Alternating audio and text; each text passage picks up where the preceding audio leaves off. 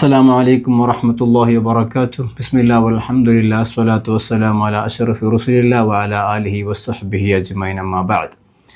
Welcome back to another episode in the biography of Prophet Muhammad sallallahu alaihi wasallam. Let's continue from where we left off in the previous episode.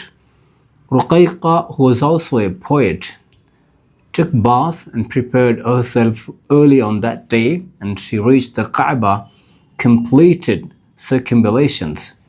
Abdul Muttalib, his children, grandchildren, and also the notable leaders of Makkah were already arrived. Now, the people of Makkah realized that the leader that was mentioned in the dream was none other but Abdul Muttalib. Then, as a group, they climbed to the top of Mount Abu Qubais, and Abdul Muttalib placed the 7-year-old young Muhammad sallallahu alaihi wasallam in his lap, and then he held him forward as conveyed in the dream. And then he started making dua. Ya Allah, here we are, your servants and the children of your servants. We are struck by a famine, as you know. We have been in drought for a long time. You are the one who removes the hardships. You are the one who relieves the difficulties. Here in the courtyard of your sacred house, we are in need and pleading to you. Grant us the rain that is comforting and full of blessings. Ruqayqa says, no sooner did Abdul Muttalib finish his dua, heavy rain started to pour. It filled the valleys of Makkah. People of Makkah were overjoyed. They congratulated Abdul Muttalib and praised his goodness. Each such event seemed to signify the unique qualities of Prophet Muhammad sallallahu alaihi wasallam.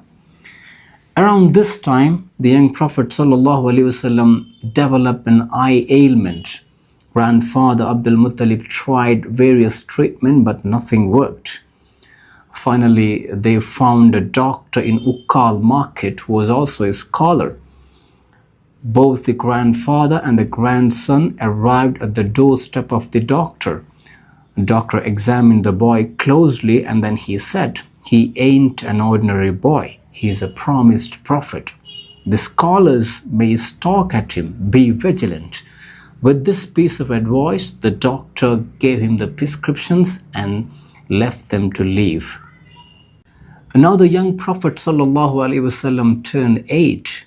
The signs of weariness were beginning to appear in his elderly grandfather Abdul Muttalib. Abdul Muttalib was around 120 years old, though the historical records vary, suggesting his age as 82, 95, 140 and 144. He began to sense that his time in this world is nearing its end. Around this time, a unique wish rose within him. He wanted to listen to a lamentation song.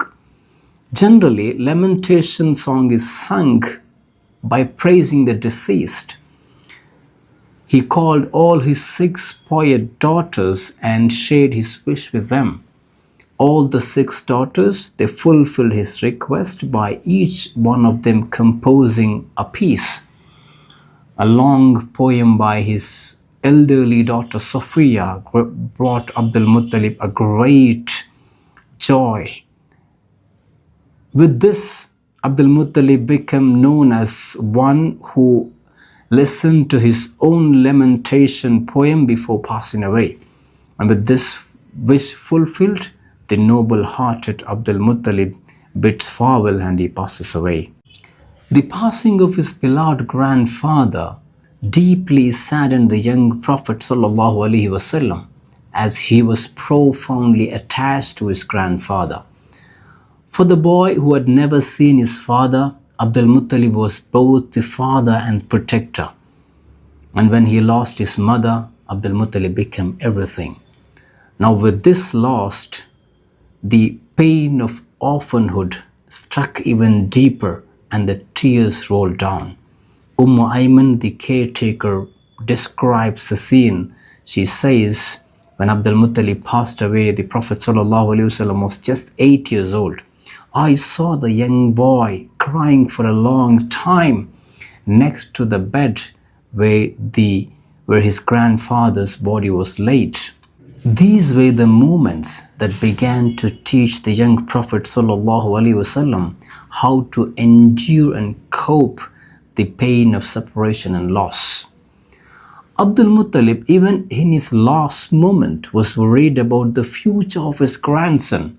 He gave special instructions to his children. He entrusted the care and responsibility of his grandson to Abu Talib. Abu Talib was the full brother of Abdullah radiallahu anh. After the demise of Abdul Muttalib, the young Muhammad sallallahu alaihi wasallam's care became a matter of concern. Zubair, another uncle of Prophet sallallahu alaihi wasallam, sought his guardianship, competing directly with Abu Talib, and they decided to draw the lots, and the lot fell on Abu Talib. Even the young Prophet ﷺ preferred Abu Talib.